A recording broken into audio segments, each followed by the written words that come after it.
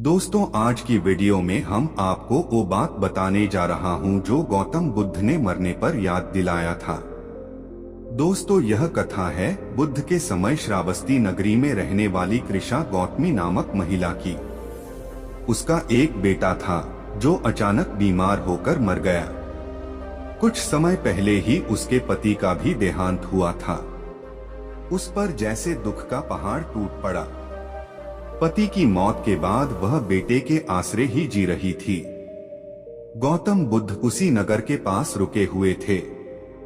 लोगों ने महिला को समझाया, रो मत, इतना दुखी मत हो। तुम बच्चे को बुद्ध के पास क्यों नहीं ले जाती? वह बहुत दयालु हैं। इसे फिर से जीवित कर देंगे। महिला बच्चे के शव के साथ भागी भागी पहुंची बुद्ध के पास। बुद्ध ने महिला की ओर देखा। उन्होंने उसे बच्चे को अपने सामने ही लिटाने को कहा। बुद्ध बोले, हाँ, मैं इसे जीवित कर दूंगा, लेकिन तुम्हें एक शर्त पूरी करनी होगी।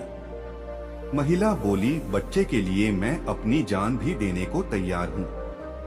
बुद्ध बोले, यह एक छोटी सी शर्त है। मैं कभी बड़ी मांग नहीं करता। तुम बस बगल के गांव में जाओ और कहीं से सरसों के दाने ले आओ।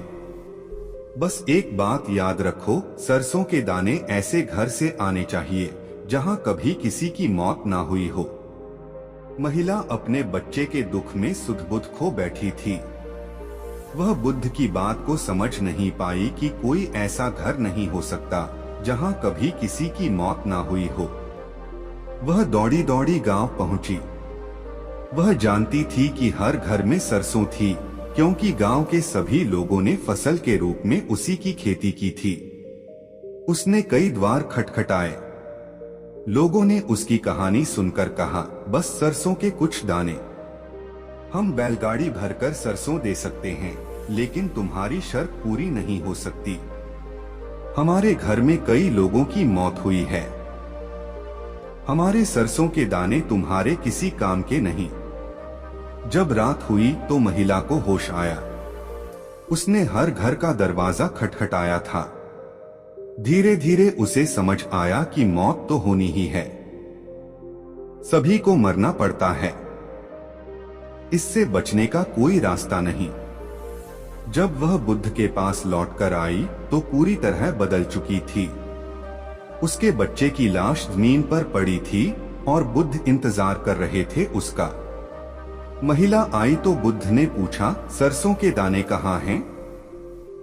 महिला हंसी और बुद्ध के चरणों में गिर गई। मुझे भी अपने रास्ते पर ले चलो, क्योंकि मैं तुम्हारा संदेश समझ चुकी हूँ। हर व्यक्ति को मरना होता है। आज मेरा बेटा मरा है। कुछ समय पहले मेरे पति का देहांत हुआ था। कल मैं भी नहीं रहूंगी। मैं मरने से पहले मृत्यु के पार निकलना चाहती हूँ।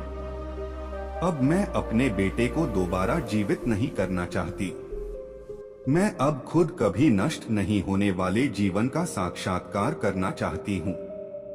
बुद्ध बोले, तुम्हें भेजने का उद्देश्य ही यही था कि तुम जाग जाओ। बुद्ध ने कुशा गौतमी को दीक्षित करना स्वीकार किया। गौतम बुद्ध और गौतमी की कथा हमें अपनी मृत्यु को याद करने का मौका देती है। वह हमें याद दिलाती है कि हम भी इस पृथ्वी पर हमेशा के लिए जीवित नहीं रहने वाले।